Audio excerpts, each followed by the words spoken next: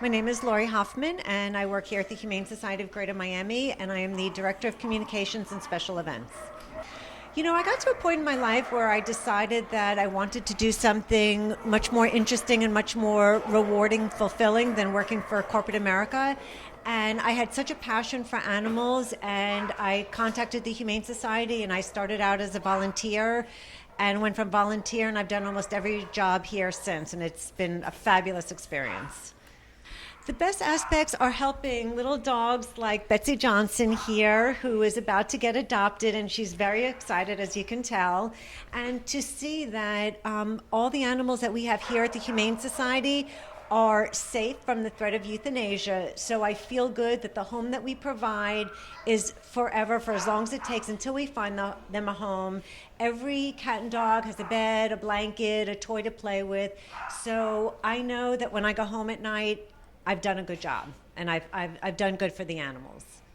There are dogs and cats that are here for many years, and that's sad for them.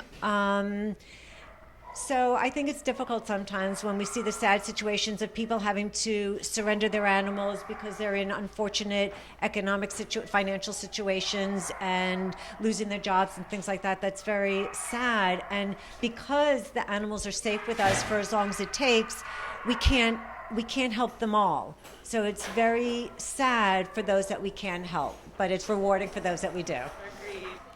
I say, follow your passion. If animals are your passion, volunteer at an animal shelter or some kind of animal welfare organization. My job is very demanding, and I don't often enough get to be hands-on with the animals, but I know that I work for the animals, and the staff here that takes care of the animals, they actually work with them.